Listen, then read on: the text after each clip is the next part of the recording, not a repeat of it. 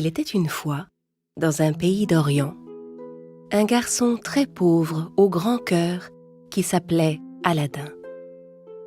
Aladin, qui vivait avec sa mère, faisait les travaux les plus pénibles et parcourait les distances les plus longues pour gagner leur vie.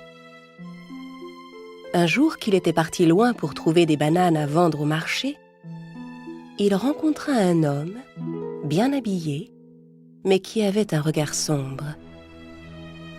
L'homme lui dit, montrant l'or qu'il avait dans sa main: « Bonjour mon garçon, je suis un vieil ami de tes parents. Aimerais-tu gagner une pièce d'or ?» Une pièce d'or? Même si je cueillais des bananes jusqu'à la fin de mes jours, je ne gagnerais pas autant. L'homme demanda à Aladin de descendre par un trou au milieu des rochers un peu plus loin et de suivre ses instructions. Aladin se dit que c'était une tâche assez facile. Ensemble, ils poussèrent le rocher pour faire apparaître le trou. Mince et agile comme il était, Aladin parvint sans peine à se glisser dans le trou. À l'intérieur, il trouva un escalier très étroit qu'il descendit. Arrivé en bas, il vit que la grotte était éclairée par une vieille lampe à huile. Il n'en croyait pas ses yeux. La grotte était remplie de pierres précieuses, d'or et de toutes sortes de trésors. Encore sous le choc, Aladin sursauta en entendant la voix retentir au-dessus de lui. « La lampe, as-tu vu la lampe ? Éteins la lumière et apporte-moi la lampe. » Parmi tous ces trésors et cet or qui s'étendait devant lui, Aladin ne pouvait croire que l'homme ne puisse s'intéresser qu'à cette vieille lampe sans valeur. Aladin commença à avoir peur. Il prit la lampe et commença à remonter l'escalier, mais avant qu'il ait fait quoi que ce soit, l'homme lui cria « Donne-moi cette lampe, vite !» Aladin ne comprenait pas le comportement de cet homme. « Il faut d'abord que je sorte d'ici. » « Si tu ne me donnes pas cette lampe immédiatement, je t'enferme dans cette grotte pour toujours. » À ces paroles, Aladin comprit que l'homme ne préparait rien de bon. « Non, je veux d'abord sortir d'ici. »« Très bien, dans ce cas, tu l'auras voulu. » « Hé, arrêtez! Qu'est-ce que vous faites ?» Sans se rendre compte qu'il faisait tomber son anneau dans la grotte, l'homme repoussa le rocher devant l'entrée et enferma Aladin à l'intérieur. Aladin vit l'anneau à ses pieds. Il le ramassa, puis le passa à son doigt. À cet instant, il sentit un énorme tremblement. La grotte s'illumina et, dans un gros nuage rose, il vit apparaître une sorte de géant. Aladin regarda le géant effrayé. « Vous pouvez souhaiter tout ce que vous voudrez, maître. Mais attention, n'oubliez pas, vous n'avez droit qu'à 3 souhaits, pas un de plus. » « Je souhaite rentrer chez moi. » »« À vos ordres. » En un éclair, Aladin était chez lui.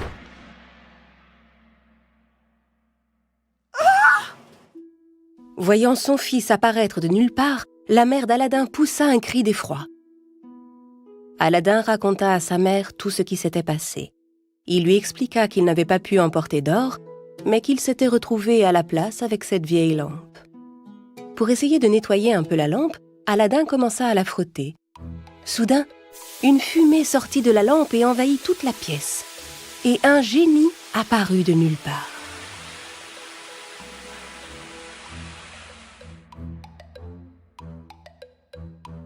Wouh! Waouh, mon pote! Depuis des siècles que j'étais coincé dans cette lampe, tu m'as enfin délivré, ça fait du bien.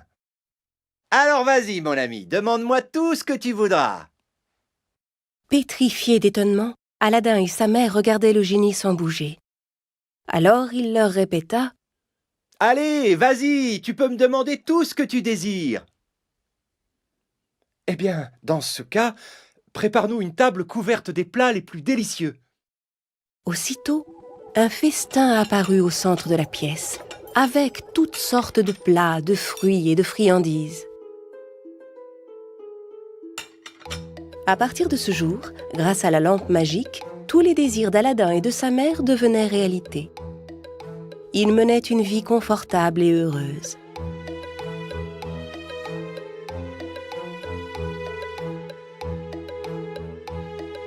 Les années passèrent ainsi, Jusqu'au jour où, se rendant au marché, Aladin aperçut la princesse Jasmine.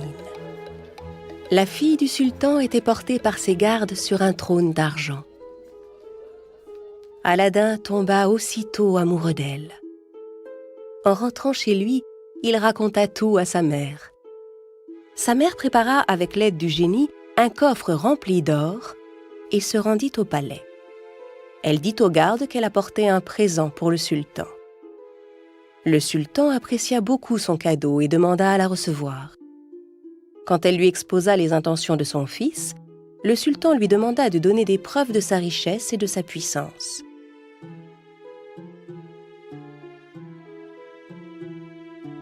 Si votre fils veut obtenir la main de ma fille, dites-lui de m'envoyer 40 serviteurs, portant chacun un coffre rempli des plus belles pierres précieuses, et qu'il soit également suivi de 40 soldats pour les protéger. Devant les exigences du sultan, la mère d'Aladin rentra chez elle déçue.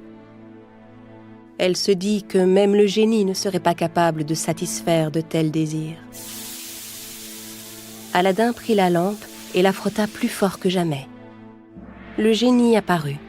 « Vas-y, demande-moi tout ce que tu veux, mon ami. » Aladin expliqua au génie les exigences du sultan. Le génie claqua 3 fois dans ses mains et soudain, juste devant eux, ils virent apparaître 40 serviteurs portant des coffres remplis de trésors et 40 soldats pour les protéger. Le lendemain, le sultan fut très impressionné de voir que tout ce qu'il avait demandé se tenait devant ses yeux. Il se demanda à quel point Aladin pouvait être riche. Je désire que ma fille vive dans un somptueux palais, et c'est à cette seule condition que vous pourrez l'épouser. Aladin exposa au génie la condition posée par le sultan, et aussitôt, le génie réalisa son nouveau souhait. Aladin n'en croyait pas ses yeux. Un immense et somptueux palais se dressait là, juste à côté de leur maison. Il n'en revenait pas. Le sultan se dit qu'il ne pourrait jamais trouver un époux plus riche pour sa fille. Les noces d'Aladin et de la princesse Jasmine furent somptueuses et durèrent 3 jours. Tout le monde parlait de la richesse et de la puissance du nouveau prince. Mais Aladin et sa mère ne dirent pas un mot du génie à Jasmine. Un jour, un marchand ambulant s'approcha du palais. Vieille lampe, vieille lampe, je rachète toutes vos vieilles lampes, je rachète tous vos objets anciens. En entendant le marchand appeler, Jasmine se dit que si elle pouvait échanger sa vieille lampe contre une nouvelle, Aladin en serait très content. Elle donna la lampe magique au marchand, qui lui en donna une toute neuve en échange.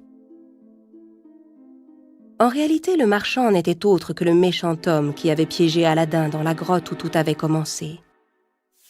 Quand il eut frotté la lampe, il ordonna immédiatement au génie d'emporter le palais très loin de là avec Jasmine à l'intérieur. Quand Aladin rentra chez lui ce soir-là, son palais avait complètement disparu. Il comprit que quelque chose de grave était arrivé. Leur ancienne maison, en revanche, était toujours là.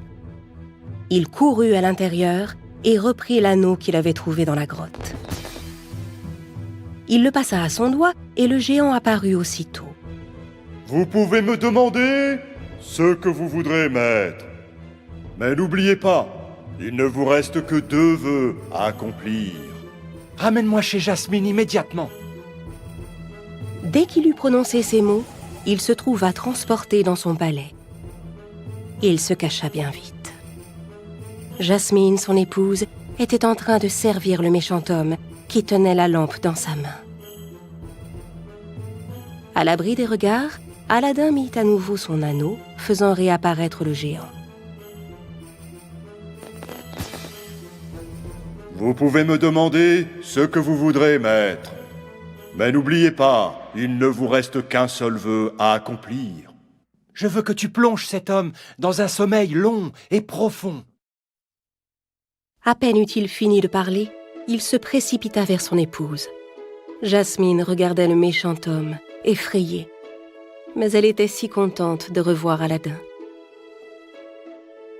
Aladdin lui raconta alors tout ce qui s'était passé depuis le début.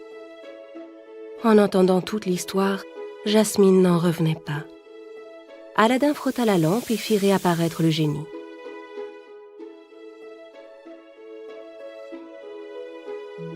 Vas-y, je t'écoute. Demande-moi tout ce que tu veux, mon ami.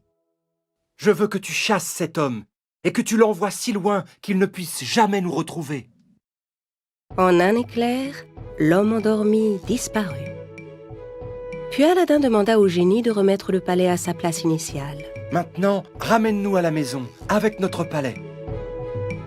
Le palais s'envola dans les airs et alla se poser à l'endroit d'où il venait. Le palais enfin revenu à sa place, Aladdin se trouva à nouveau auprès de sa mère.